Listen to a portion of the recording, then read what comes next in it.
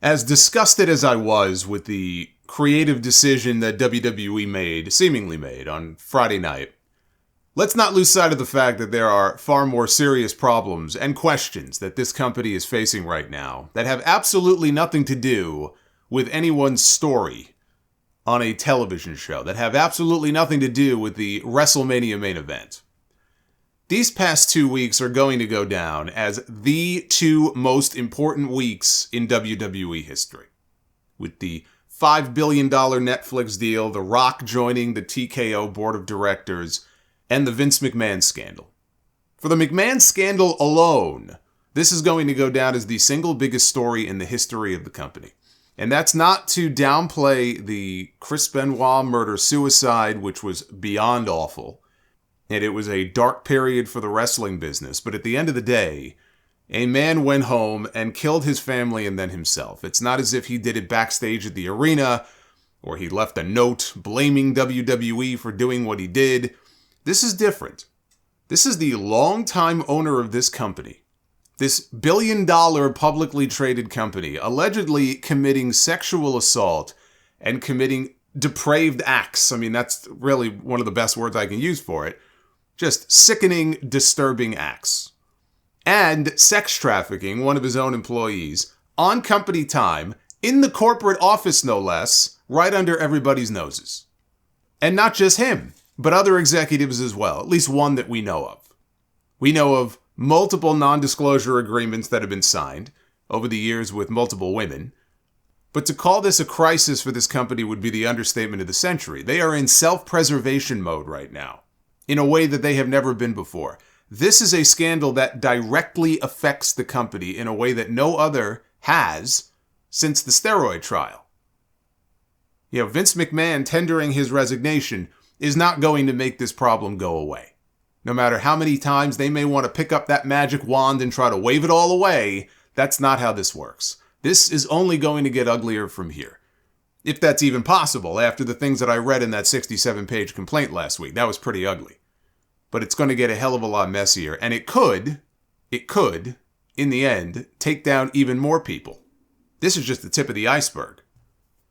You know the nuts and bolts by now. I don't need to rehash all the gory details. A lawsuit was filed by an ex-WWE employee against Vince McMahon, John Laurinaitis, and WWE. So the company itself is named as a co-defendant, accusing the two of them of sexual misconduct. Now, she first met McMahon in 2019, so we're not talking about things that allegedly happened 10 or 15 years ago. This is all very recent, when Vince was well into his 70s.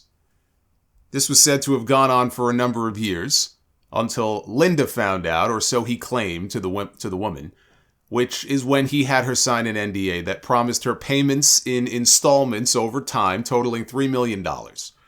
He paid her the first $1 million, and then he missed what should have been the first $500,000 payment, which is part of her argument as to why the NDA should be null and void, because he reneged on the agreement.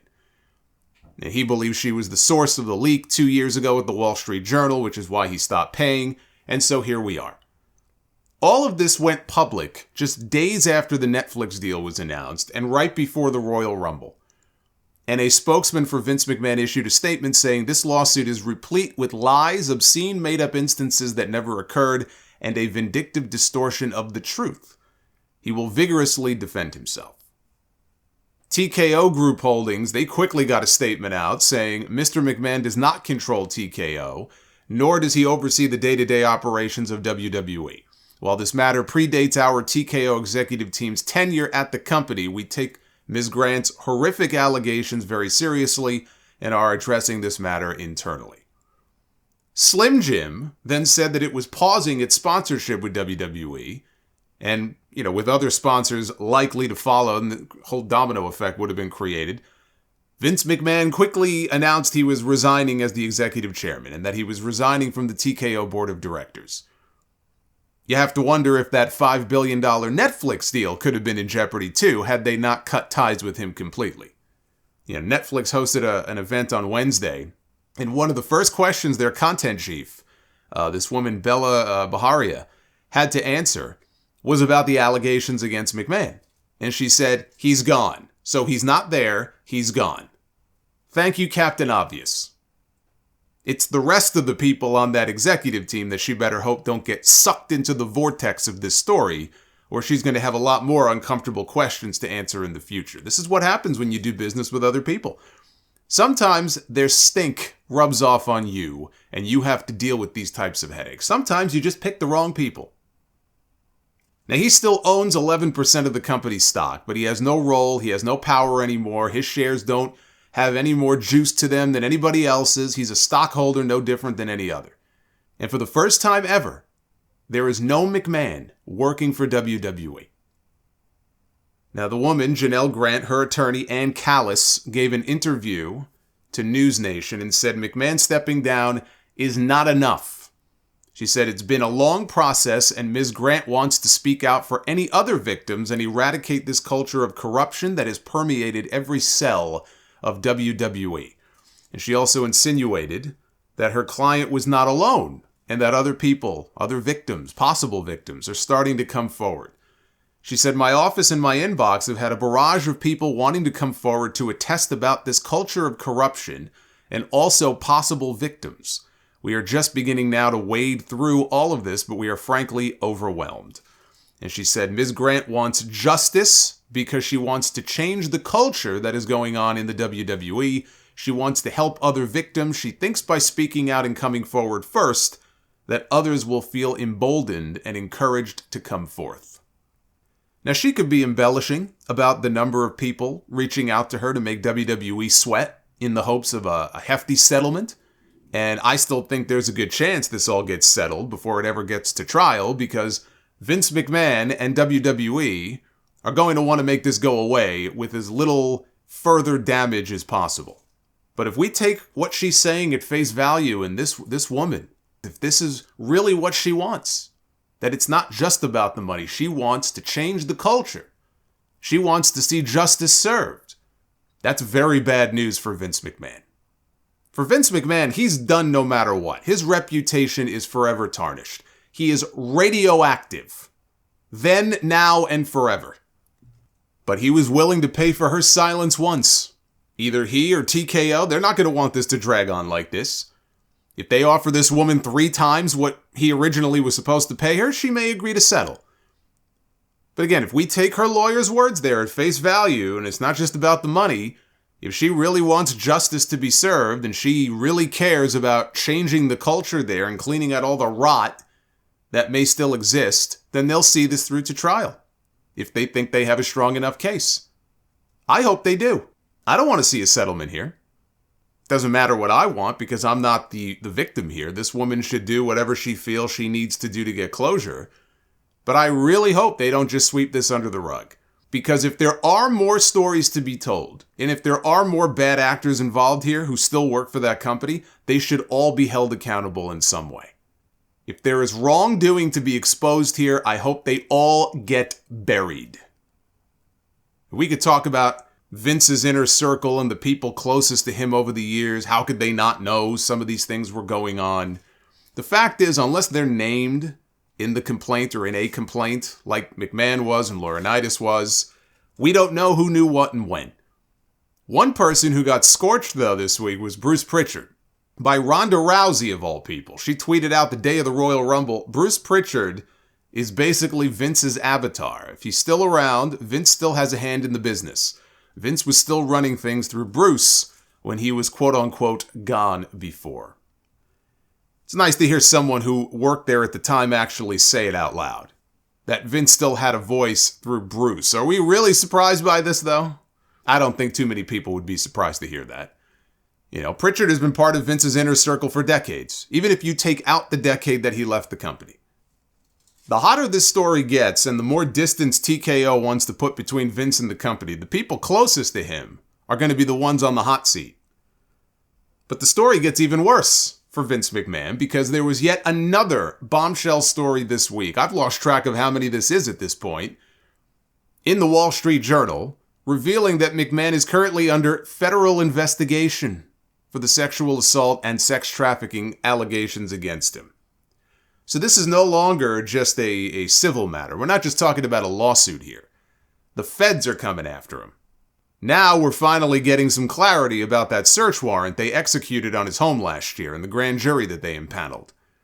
Now, I've served on a federal grand jury before. We had a lot of cases that came before us in the year that I served. It's very rare that they don't return what is called a true bill, which is a decision to indict.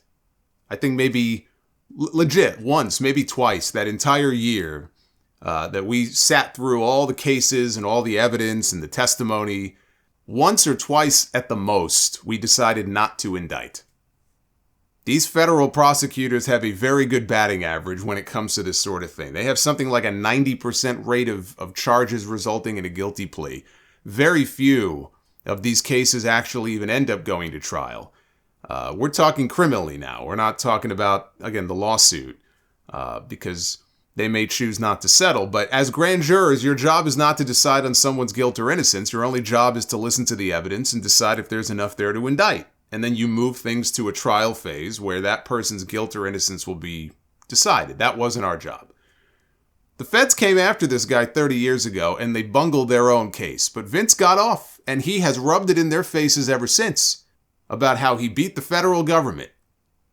These things have a way sometimes of coming back to bite you on the ass.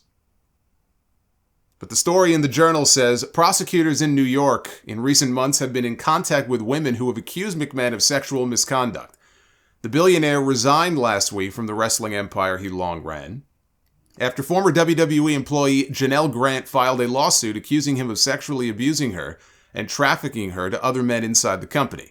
McMahon has denied Grant's allegations and said the federal probe will not find wrongdoing. Over the summer, federal agents executed a search warrant for his phone and delivered a subpoena to him for documents related to any allegations of rape, sex trafficking, sexual assault, commercial sex transaction, harassment, or discrimination against current or former employees. The grand jury subpoena, described to the Wall Street Journal, offers the first window into the investigation, which began in 2022. The Journal reported then that McMahon had made payouts to several women who accused him of sexual misconduct while he was the CEO and that prosecutors were investigating the payouts. The subpoena also sought communications between McMahon and these women, including Grant. Grant and at least 4 of the women named in the grand jury subpoena had entered into settlement agreements with McMahon over allegations of misconduct. Prosecutors have interviewed some of the women. The other women named in the grand jury subpoena include a WWE contractor whom McMahon allegedly sent unsolicited nude photos and sexually harassed, a former WWE wrestler who said McMahon coerced her into giving him oral sex, former WWE referee Rita Chatterton who publicly accused McMahon of raping her, a spa manager who said McMahon assaulted her at a Southern California resort, and a former WWE employee who alleged the head of talent relations at the company at the time, John Laurinaitis, demoted her after she broke off an affair with him. McMahon has long denied the rape allegations by Chatterton, first made public in televised interviews in the 1990s. He agreed to a multi-million-dollar settlement in late 2022 without admitting wrongdoing. His lawyer said he agreed to the settlement to avoid the cost of litigation. Fightful also chimed in and said they have spoken with a number of people within the industry, at least one of which who claims they know more people involved.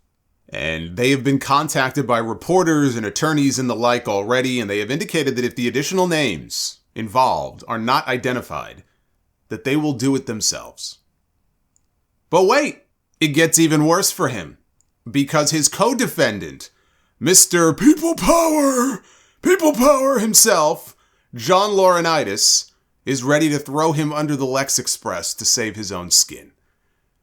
A lawyer for Laurinaitis, Edward Brennan, appeared to corroborate central claims in the lawsuit in a statement to Vice News while disputing Laurinaitis' role as described in the complaint.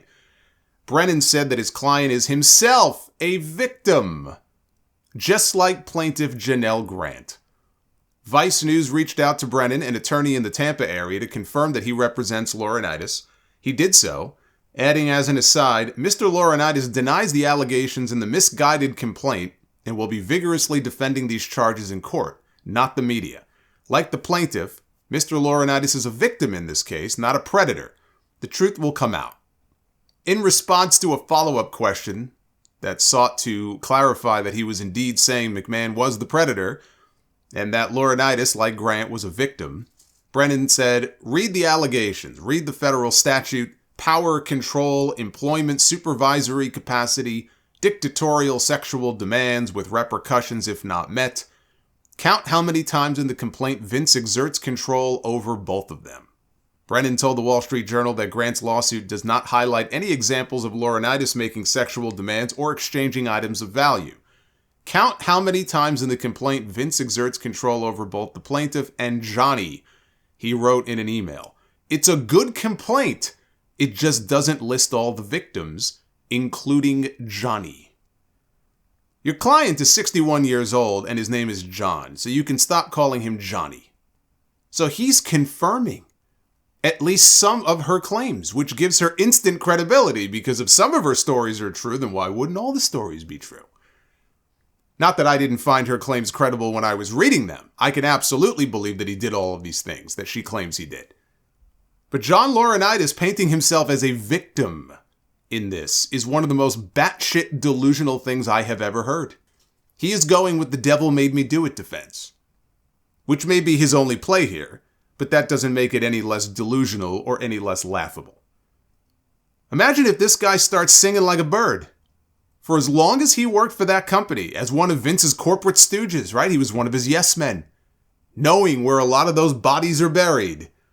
If he's honest about everything he knows, it would be a catastrophe for them. This waste of skin was demoted as the head of talent relations in 2012, right around the same time the company signed an NDA for $1.5 million with a woman that involved allegations of misconduct against him. So he got demoted. Didn't get fired, he got demoted to the role of producer. And then almost a decade later, this was only a few years ago, they reinstalled this guy as the head of talent relations. What the fuck? So in a moment of weakness, whatever fleeting moment of sympathy you may have or want to have for this man, I can't imagine anybody listening to this has any morsel of sympathy for this man, but if you do, don't, because he doesn't deserve it. But if you believe that this man, this former wrestler with more than 2 decades of experience working behind the scenes for multiple companies as an executive, was manipulated and victimized by Vince McMahon, then ask yourself this question. If that makes him a victim, then what chance did this woman have? Vice News had another story this week about the NDAs. We've heard a lot about these non-disclosure agreements that the women signed. According to experts, they may be unenforceable. The story says the issues are possibly academic in Grant's case, as in her lawsuit, she says McMahon did not pay all of the hush money that he agreed to in exchange for her signing the NDA, which would almost certainly make the contract void. If similar language was used in NDAs other people signed, though, something a person familiar with the case says is a reasonable inference, they may be able to set aside the agreements. Such a development would be potentially catastrophic for WWE and McMahon. Further complicating the issue and potentially increasing his legal exposure is that, according to a person familiar with the situation, McMahon secretly had the NDAs drafted and entered into them without WWE's knowledge, which is why when the company became aware of this hush money payment situation, it had to issue revised earnings statements. An NDA cannot be used as a shield to prevent a victim from bringing criminal charges or speaking to investigators. If these women or others desire to speak out in public or bring civil suits, though, it is not clear that an agreement like the one Grant signed would prevent that. Carrie Goldberg, a lawyer who represented victims of Harvey Weinstein, called the document poorly drafted. Goldberg says the central problem is the agreement's lack of specificity. Her analysis matches that of Grant's lawyers, who argue in the suit that the NDA should be voided because the language is so broad that it could prevent her from listing WWE on her resume. The NDA makes references to confidentiality, she says, but there is no definition of what to be confidential about. It's very vague. Usually there's super specific information about what to be confidential about. Goldberg noted other issues with the NDA, among them that the copy that Grant filed in court in Connecticut was not actually signed by McMahon in either his personal capacity or role as then chair of WWE. Normally, all parties would receive an executed copy of the contract. According to a source familiar with the matter, though, the contract was in fact executed, with McMahon secretly signing on both his behalf and that of WWE after seeking counsel from his longtime attorney, Jerry McDevitt, a seeming conflict of interest that Goldberg called bizarre. This just gets better and better. So Jerry McDevitt, who suddenly decided to retire late last year, helped draft NDAs for his client that may not even be enforceable by law. And some of this was done without the company's knowledge. Don't you find it odd how some of these people closest to Vince suddenly left and retired recently? First McDevitt, then Kevin Dunn. These are people that have worked closely with this guy for 30, 40 years. The timing is a little sus, don't you think? This is so much worse for him than I even thought, now that we know he's under investigation. Because I wasn't sure, at his age, I wasn't sure that he would ever pay any sort of legal price. He's already paid the price with his reputation. His reputation is irredeemable. It's forever destroyed. There's no coming back from this. Just from those text messages alone, he is a pariah for the rest of his days on this earth. But I didn't think he would pay any sort of legal price for it, if even some of these allegations are true, and Laurinaitis' lawyer all but confirmed that they are, the man belongs behind bars for the rest of his life, and throw away the key. But the way the legal system is, he can probably stall and run out the clock with all the money he has. He may have more money than he'll ever be able to spend, but everything else has been taken away from him. His reputation, his status, his job. It wouldn't surprise me if his own family wants nothing to do with him. He will go down in shame, and that's something he'll never be able to buy his way out of.